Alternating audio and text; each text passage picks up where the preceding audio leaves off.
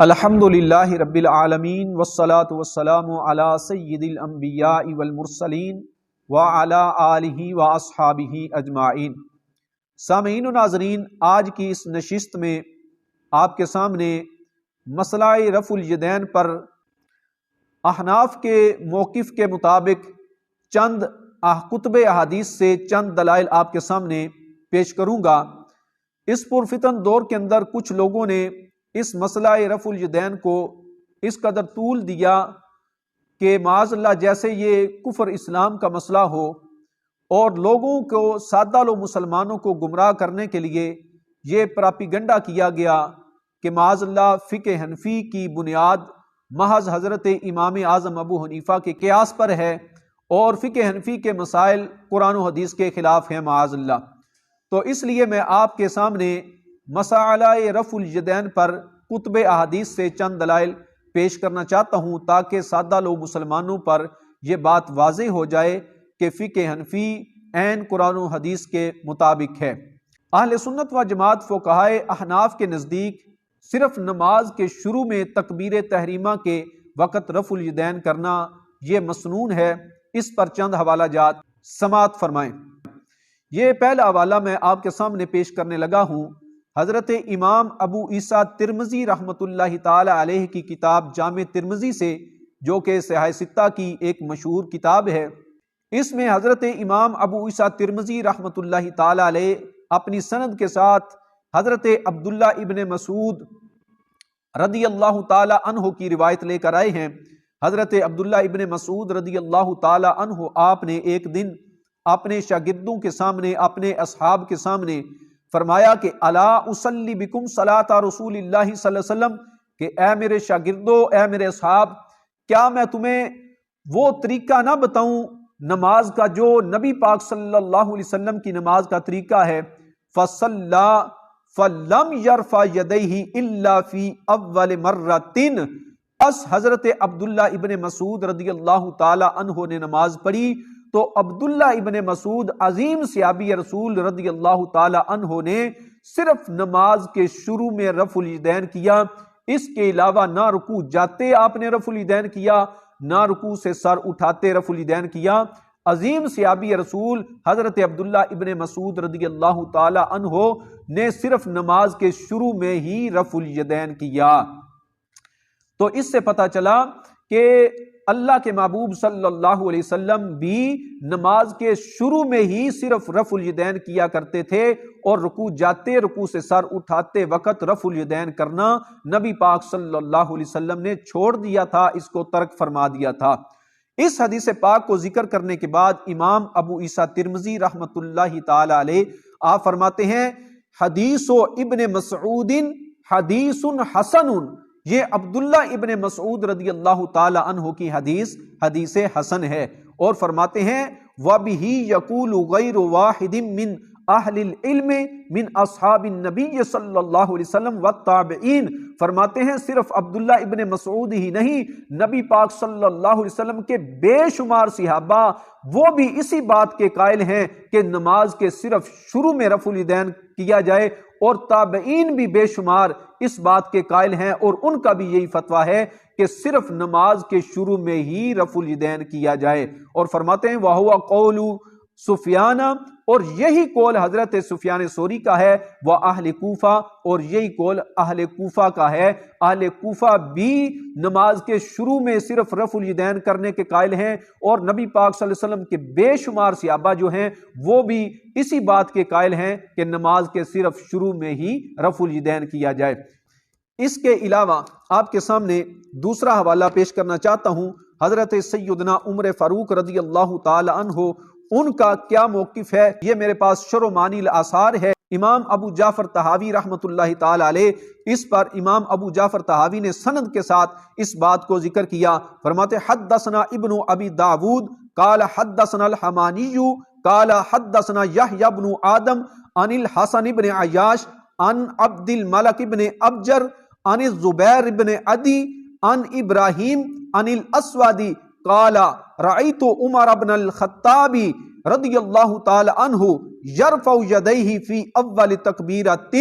ثم لا یعود۔ حضرت اسود فرماتے ہیں میں نے حضرت عمر فاروق رضی اللہ تعالی عنہ کو دیکھا کہ آپ صرف تکبیر تحریمہ کے وقت آپ نے رفع الیدین کیا، ثم لا یعود، پھر آپ نے دوبارہ نماز میں کسی مقام پر رفع الیدین نہیں کیا۔ اس حدیث پاک میں یہ واضح ہے کہ حضرت عمر فاروق رضی اللہ تعالی عنہ صرف تکبیر تحریمہ کے وقت ہی نماز میں رفع الیدین کیا کرتے تھے، اور امام ابو جعفر طحاوی فرماتے ہیں ہوا حدیث صحیح،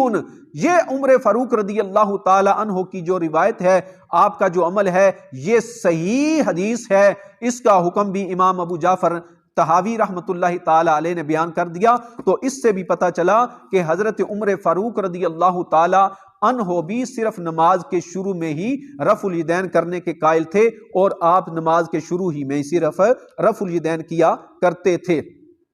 اور اس کے علاوہ یہ مصنف ابن ابی شیبہ ہے میرے پاس، حدثنا ابو بکر ابن عیاش عن حسین عن مجاہد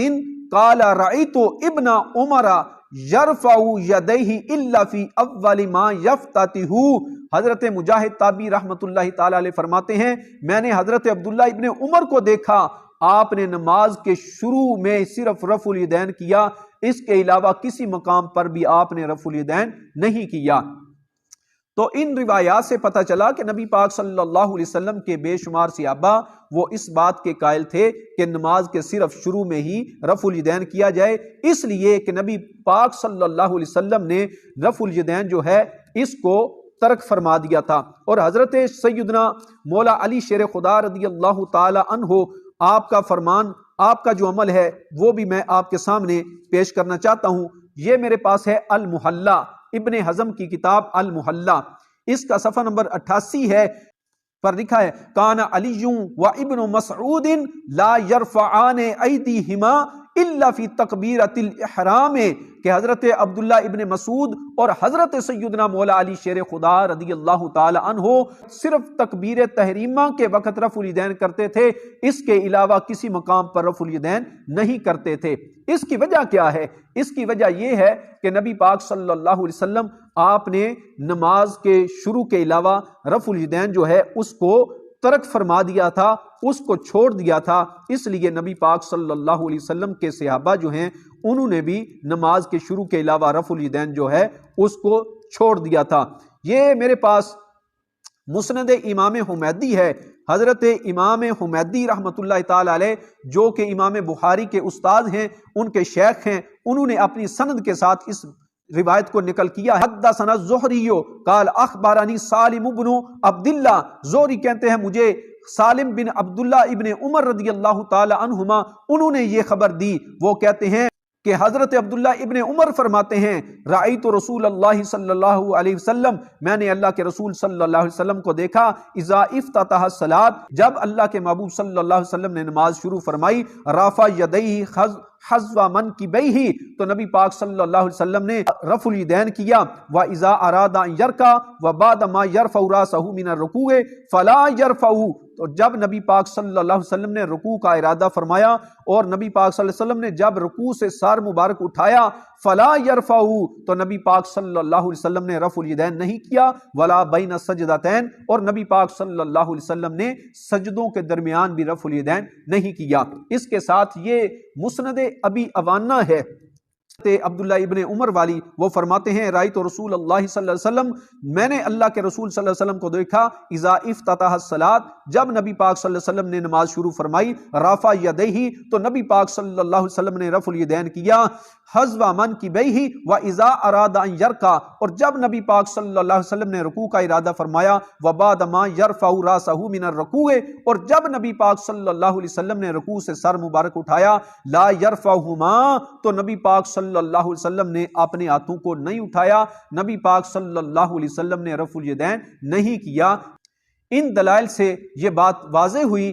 کہ نبی پاک صلی اللہ علیہ وسلم نے نماز میں تکبیر تحریمہ کے علاوہ رفع الیدین کرنا چھوڑ دیا تھا، اس لیے نبی پاک صلی اللہ علیہ وسلم کے صحابہ نے بھی اس کو ترک فرما دیا تھا۔ حضرت عبداللہ ابن مسعود بھی اس کے قائل نہیں ہیں۔ حضرت مولا علی شیر خدا کے بارے میں ابن حزم نے بھی تسلیم کیا کہ وہ بھی رفع الیدین نہیں کرتے تھے۔ حضرت عمر فاروق بھی نماز کے شروع کے علاوہ رفع الیدین نہیں کرتے تھے، صرف نماز شروع کرتے وقت رفع الیدین کرتے تھے۔ اس سے یہ بات واضح ہوئی کہ فقہ حنفی کا موقف جو ہے وہ احادیث کے مطابق ہے، اور جو فقہ حنفی کا موقف ہے وہی نبی پاک صلی اللہ علیہ وسلم کے بے شمار صحابہ اور تابعین کا موقف ہے، اور یہی نبی پاک صلی اللہ علیہ وسلم سے ثابت ہے۔ اللہ تبارک و تعالی حق پہچاننے کی توفیق عطا فرمائے، اللہ تعالی قرآن و سنت کو سمجھنے کی توفیق عطا فرمائے۔